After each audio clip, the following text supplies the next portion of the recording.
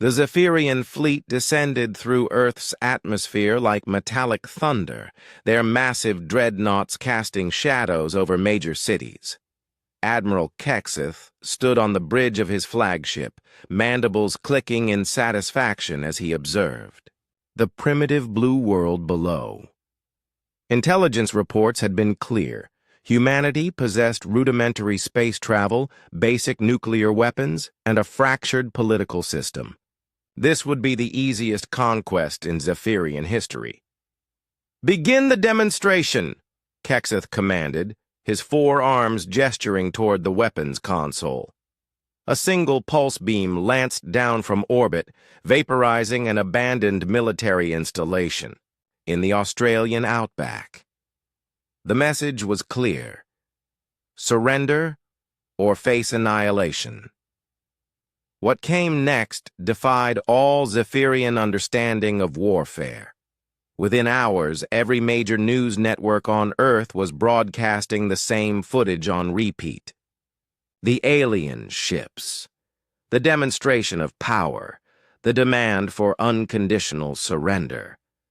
But instead of the expected panic and chaos, something else emerged from humanity's response. Dr. Sarah Chen watched the broadcasts from her laboratory deep beneath CERN, her fingers already flying across holographic displays. Around her, physicists who had spent decades arguing over theoretical frameworks were now working in perfect harmony, their academic rivalries forgotten in the face of existential threat. "The quantum cascade protocols are ready," she announced to the Emergency Council video feed. "We'll need 12 hours to prepare the dimensional anchors." On the screen, General Morrison nodded grimly. "You'll have your time, Doctor. The military is implementing Protocol 7.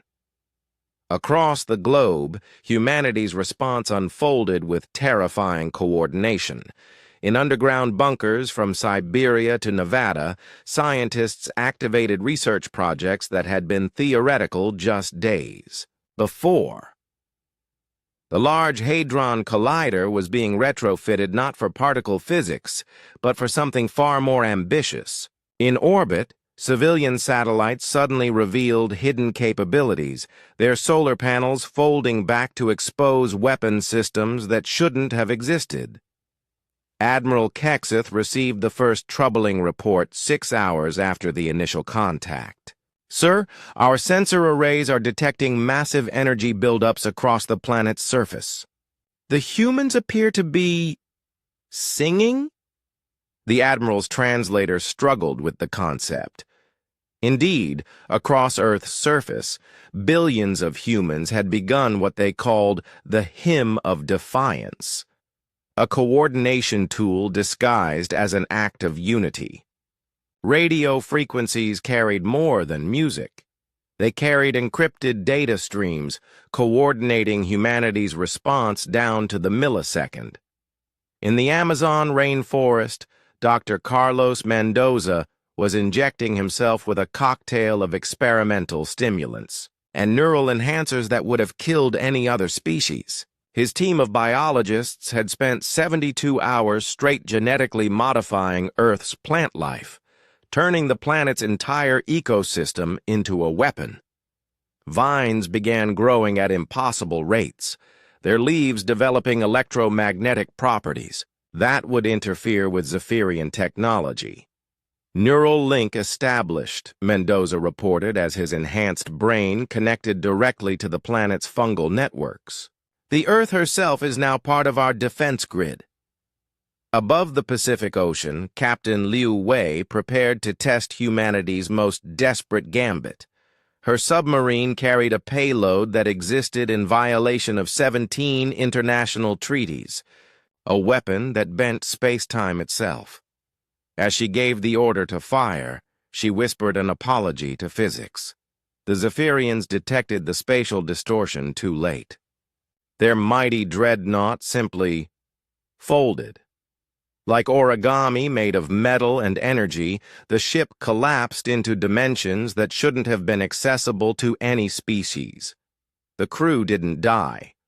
They were relocated to a pocket universe where the laws of physics ran backwards. "What have you done?" Kexith's panicked transmission reached Earth's communication centers. The reply came from Dr. Chen, her voice steady despite the psychic enhancement drugs coursing through her system. "We've shown you what humanity unleashes when you threaten our home. You see conquest, we see evolution." Across Earth, the transformation was accelerating. Children in schools were learning advanced quantum mechanics through virtual reality systems that had been disguised as video games. Elderly humans were volunteering for consciousness transfer into mechanical bodies, becoming living weapons powered by decades of experience and fury. Artists were painting with chemicals that created dimensional rifts, turning masterpieces into portals. The planet's magnetic field itself began to shift as humanity's underground installations came online. What the Zephyrians had mistaken for, a primitive civilization, was revealing itself to be something far more terrifying. A species that treated extinction-level threats as opportunities for rapid advancement. "We have a choice," Dr. Chen's voice echoed across Zephyrian communication channels, somehow bypassing their encryption entirely. "You can leave our solar system, or you can discover what we're truly capable of when we stop holding ourselves back." To emphasize the point, Luna, Earth's moon, flickered out of existence for exactly 10 seconds before reappearing. The message was unmistakable. Humanity had weaponized reality itself. Admiral Kexith looked at the tactical displays showing impossible energy readings, space-time distortions, and what appeared to be a planet-wide consciousness awakening.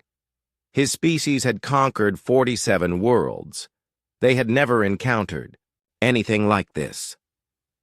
"Retreat," he ordered, his voice hollow. "Full retreat. Mark this system as forbidden." As the Zephyrian fleet fled toward the outer system, their sensors detected one final transmission from Earth. It wasn't directed at them, but at the broader galaxy, a simple message in 1,000 languages. "This is Earth. We are awake now. We are coming." In the aftermath, as humanity slowly returned their planet to normal space-time, Dr. Chen stood in her laboratory, exhausted but proud. They had faced annihilation and responded by becoming something greater than they had ever been before. The invasion had failed, not because humanity was strong, but because they had proven something far more terrifying to the galaxy's established powers. When pushed to the brink, humans didn't just fight back. They evolved.